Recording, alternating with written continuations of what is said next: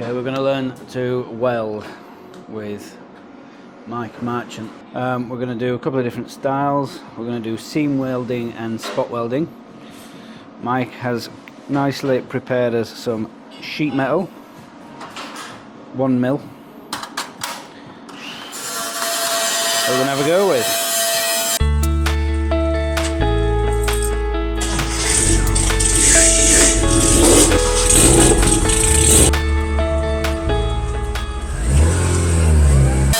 Today we're using Mike's welding equipment.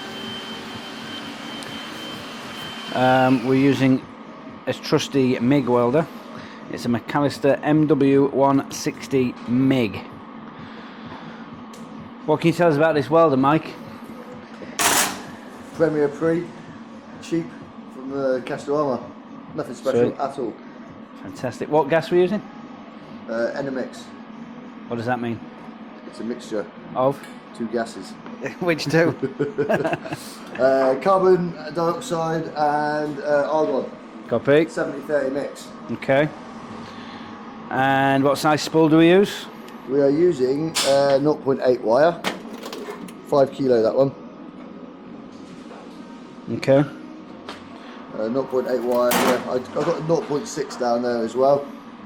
But that tends to bird's nest up in the roller here sometimes if it's quite thin. So Okay. 0.8's good. 1 mil's a bit too thick for what we're welding here. So Cool. Thank you. that's just going to be a quick test to set up the wire feed and stuff. Okay. Then we're going to do some plug welding. Yep. We've got a lot of plug welds on that. Lot of plug welds on that. Yeah. So that's going to be your bread and butter. And then any butt welding. Okay. So 2 flat plates like that. Yep. Okay. Tack. Let's have a look at the machine. Make sure the gas is in, plugged in and turned on. Helpful. Yeah. You will forget. Always. Plugged in and turned on. What happens if the gas isn't in? What we're seeing? Well, I can show you if you like. There's gas in the line. Otherwise. Yep.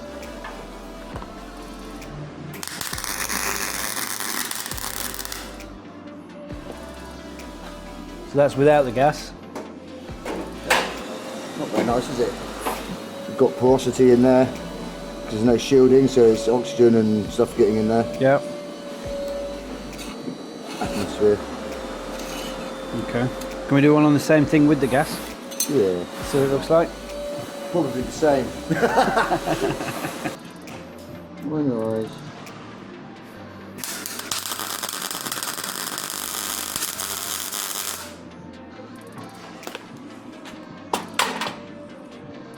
Looks much nicer, doesn't it? It does. A little bit of wire at the beginning there. Look. There's no there's no hot start setting on that machine. It's super basic. You've got wire feed and amperage. Okay. So there's no hot start. So it usually comes in cold at the beginning. So we'll see later on when we're doing like the butt weld. Yep. We'll just do like point. But the first couple of points are usually a little bit cold. Okay. But we grind the welds down anyway afterwards to make Clean it up. to make it smooth. Going to control. You've got 2 switches there, look. Yep. And then on here it just basically tells you like thickness of material. So 0.8, 1 mil, 2 mil, 3 mil, 4 mil. Okay. So you would think that as we're doing 1 mil, we're going to set it up like that, and then it gives you an idea of the wire feed between 1 and 7. Okay. So we could be like, let's go in the middle. Yep. 3.5. About 3.5, and then we'll just see what we get. Okay. Just gonna do a little point. There we go. Look. Lovely. That is terrible. Oh. So, just wanted to demonstrate why we don't pay any attention to what the machine says. Okay. The thicknesses in the wire feed. Copy. Yeah? So that is on 1 millimeter with a mid-range on the wire feed, and it's super cold. Yeah? Okay. That weld's just sitting on top. It's not. Oh yeah. Not penetrated. No. Okay. So that's no good. See that one there? Look, you got a bit of penetration. Yeah. There, yeah? Let's knock that wire feed down. Because obviously if the amps aren't very high, then it's not going to melt the wire. Okay. If you've got too much wire coming out. Yep. So on the other end of the scale, if it's too hot and not enough wire, it's just going to burn the wire back.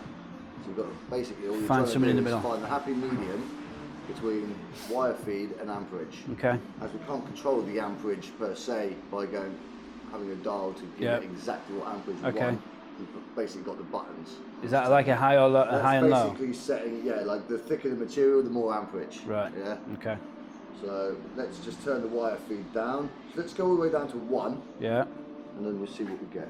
We might have burn back of the wire, Okay. which means that when we finish welding, we won't have any wire stick out. Yeah. It will have gone back up inside to the, and it might end up melting it to the tip. Okay. We might have to change the tip, but we'll Got see. you. Mind your eyes. Yep. I mean, again, it's just super cold. Yeah. Not burning back, even on 1. So, what we do is, I like to crank it up to about 3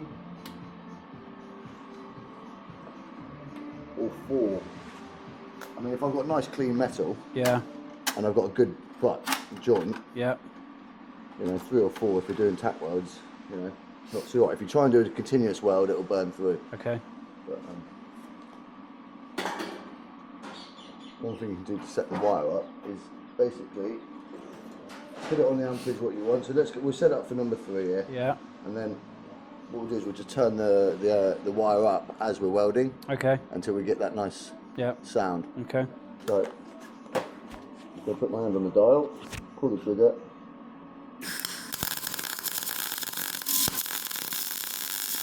Now it's quite a lot of wire to get flattened out. Turn it down a bit. That sounds quite nice. Yeah. Got that sizzle. Yeah, like bacon. Sizzle like bacon. Yeah. If you've got loads of spatter, it's just excess wire. Okay. You know, Too much wire. Yeah, yeah. You can actually feel it sort of pushing back as well. Okay. And if we're going point, and it's too much wire, it's just gonna gonna be a mess. It's gonna be an absolute mess. So it's actually about 3.5 on 3. Okay. Yeah. I've kind of marked it up there. Yeah. That if I'm doing like plug welds, Yeah. I'll put it on 5. Okay. Okay. Let's just see what happens there with the on number 5. Yeah, it's a little bit cold at that point there. Like there's too much, not a little bit cold, but there's too much wire. Yep. Hence a bit why less it's a wire. bit splattery. So, pop it back down to there where it was like the sweet spot. Yep. Have you got some gloves? Yeah. Yeah.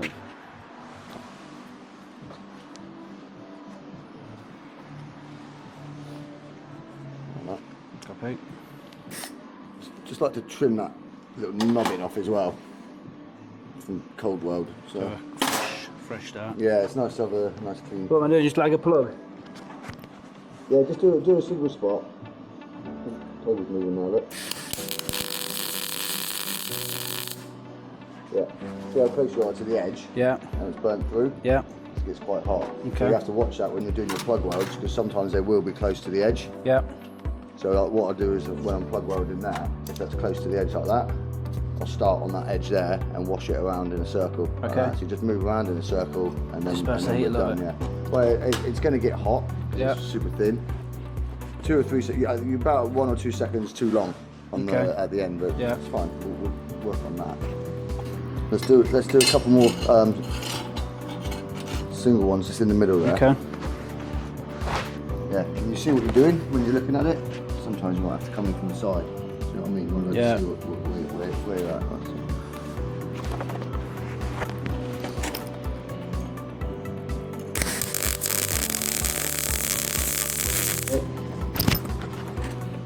There we go. That's lovely. Nice. Okay. And then I did a bit of. Yeah, a little wash around. See, you've got penetration there. Okay. So what we'll be looking at when we're I mean, that installing- one's good presentation, isn't it? Yeah. Nice and hot, that one. Wow. So what you wanted to have is both of them plates been stuck together at the end of the day. Yep. Because if you're doing that and it's a bit too cold, Yeah. it might look like you filled the hole up, but Right. you're not really joined the not two gone through. together, Yeah, and you okay. could actually break them off. Okay. you know? So I want to avoid that. Okay. So it's better to be a little bit too hot than too cold. Copy. And the heat comes from the amps. Yeah. Yeah. I mean, if you turn like the wire feed down slightly, it's going to burn a little bit more wire. Okay. Or you could go up to 4. If you go up to 4 okay. on the temperature, we'd have to adjust the wire to suit. Yeah. So you'd bring the wire up a little bit as well. Okay. But again, like, you know, you can do what I did there, take a bit of scrap and just hold the trigger and slowly turn it up until you get the right it feels noise. nice or sounds good, you know. Yeah. Okay. Bloody lovely. Let's clamp these together and get a couple of spots on them, shall we? Yep. Just gonna grab the. And for this sort of welding, is it always MIG, or would you? What's the difference between MIG and TIG? Good question. Manual inert gas is MIG, so that's the setup that we've got here. So the inert gas is the Enermix. Yep. Basically, it's a wire on a spool being continuously fed when you pull the trigger. Yeah. And the gas is coming out of the gun with the wire. Okay. TIG, tungsten inert gas. It's pure argon. Has to be pure argon. Yeah. It's a tungsten, and you have the gas and a tungsten rod to do the arcing, and then you have to add a filler rod. Okay. A baguette. Yeah.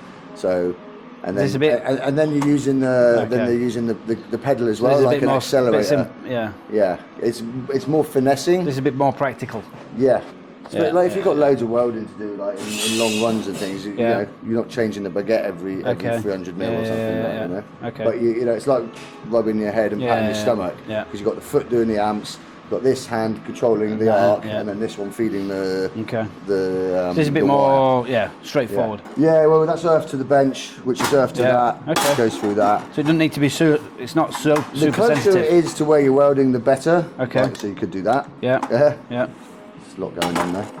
Yeah, it's getting in the way, isn't it? Yeah. Okay. But you know, it's not like you're always going to be downhand. Sometimes you're going to be up like that. Yeah, Sometimes you're going to be overhead. True. Things like that. True. I mean, we've got the rotisserie there, so we can actually rotate it around, but it's not always going to be straight down like that. So I'm just going to put that on there, and I'm just going to hold that, mate. You can rest one hand on the bodywork. Yeah. You know what I mean? Yeah. Hold it to sort of guide the torch. Like that. Yeah. Just play gaff because that glove's got a giant hole in it. I think you might get a hot rod going there.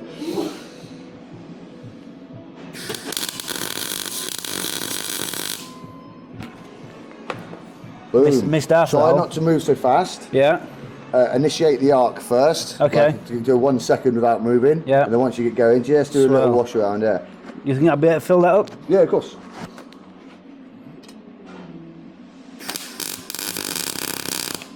But you've got to shoot it in the right place. They don't get it. Yeah. It's hard to see, innit? Yeah. Have we got penetration? Just about. So I've moved too quickly around. Yeah. One thing I did notice was you were quite far away with the torch.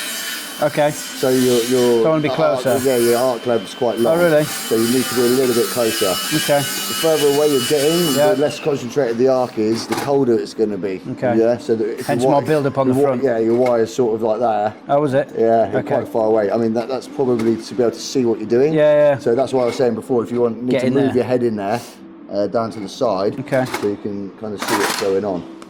What I'll do is I'll zip that end one up there. Look. Yeah. So you can get show how it could have been. Yeah. Ready? Yeah. Can you see in there? Oh yeah, tighten.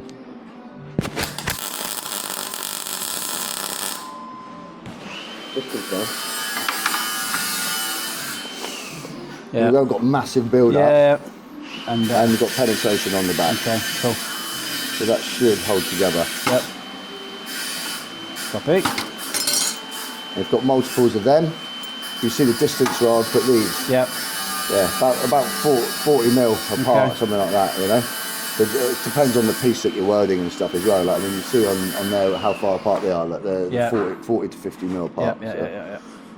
So if you want to have a little crack at it, because sometimes as you're going along with the heat, it's going to distort a little bit the metal as you're going along. Okay. And that can lift up. So if you're not paying attention and you've got one that's lifted up and then you go to weld it, it'll burn away quite quickly. And then it just doesn't look good as well when you've got a plate like that, and then you've got to grind it out, and it's so it's better just to have a look as you're going along, and just have your little tapping hammer with you, and if you can get behind it with a dolly, just to support it, then so be it. But otherwise, make sure they're down. Good. Right.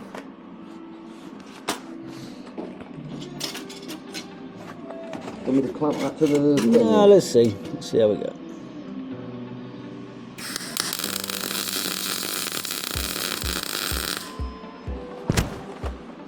Better with the distance. Yeah, much better. Yeah. So just burning off the edge a little bit. Yeah. So let's get in there. Okay. Like I said before, like I don't know, when I'm doing it, I've got one hand on the torch. Yeah. You know what I mean? It's just super relaxed as well, not like, like death grip on it, you know. And try and get a little bit straighter up, just because you're kind of at an angle like that, and it's blowing off there, and that's why you've melted the edge away. Yeah. Okay. If you can get sort of on top of it like that, and then just straight down, wiggle it down like that, Right. Give that Get a the little blob bit. off. Thank you. Burning through again. Yeah, but that's just again, that will come down to like getting closer with the torch. Yeah. Again, that's just being a little bit too far away. So look at the heat affected zone. The has is quite large. Yeah. In comparison to sort of that, it's a little bit tighter. Okay. Just because when you come away, it disperses the heat. Okay. So the closer you can get, the better. Really? Okay. Yeah, get right on. And it will sort of set you. I don't really love these gloves, to be honest. No, sorry. No, they're not great. I've got to be honest, they are a bit clumsy. Yeah. Do you feel the heat without thicker gloves? If I wore thinner gloves, would I feel the heat? Most YouTube welders don't even wear gloves. I'm getting thinner gloves. Thinner gloves! Okay. We happy with that?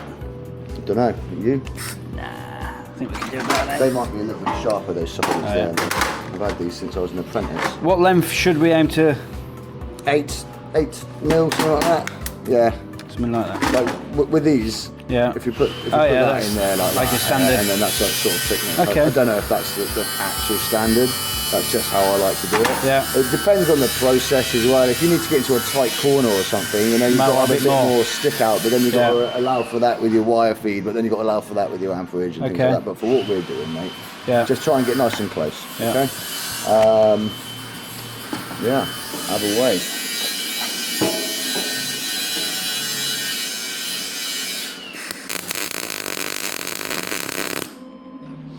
Nice. You can be a little bit closer again, but really, yeah, okay. That's better though. Yeah, looks nice that one. Obviously, got that stabby little bit of wire that always like get away with that. I have to get a new machine with hot start and things like that, and it'd be much better. Okay. Attention. Right. Are you trimming every time? Not necessarily. Like if I'm going bzz, no, but yeah. What I'm talking about is that gap. There, look. Oh wait. Give him a knock. There, and there. Look. So he's lifting up. Two options is either give him a knock, which is loud, and then spring back, or you can clamp it down at the other end. Oh, you can hold that one down like that, and then with the other hand you tap that one. Got you. The other option is to use the Clecos or self-tapping screws. Yeah. If you've got down your run and you've got some bits that are sitting up, just put some self-tappers in there. That'll pull it together. Do all the slots around it, and then take the tappers out and just tap them up as well. Okay. JD. So as we can get that on there, we may as well, right? Yep. So closer. Get right in there, son. Yeah, that's it. Really? Yeah, so it almost.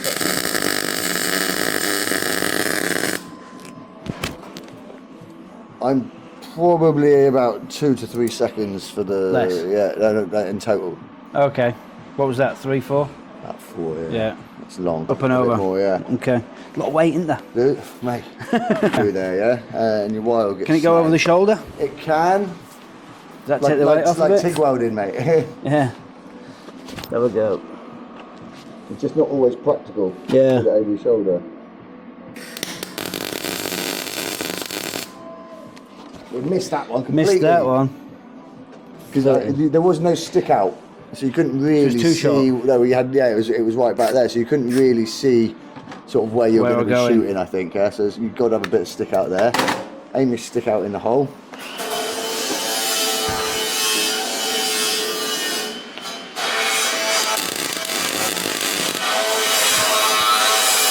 Try not to move straight away. Yeah, get it going. Because you're pulling the trigger and going like that straight Okay. away. So you need. So I'm only really washing it around like that if I need to. Do you know what I mean? You can kind of fill it out. Oh really? That movement. With these, they're only 8mm holes. Yeah. Some of the ones where you've had to drill them out and they could be slightly bigger. 10s maybe. So yeah. you've definitely got to wash them around. But for sure, like there, you can almost just hold it in place and just a little wiggle. Yeah? That's pretty good though. Do you want me to knock you up another round of them? Yeah, let's do another then. Do another round of them. I'll just go and shear off and Okay. Effort 1. Not too pretty.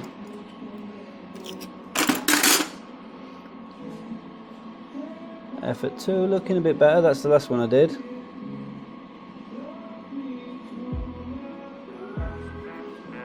Practice needed though.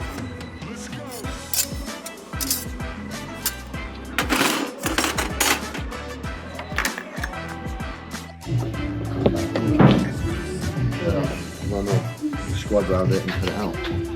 Cup of tea. Tea time. Cheers. Cheers, lads. Subscribers. What do they need to do, Ben? Subscribe and hit the click like on button. like. Hit the Click on the like. Everybody knows.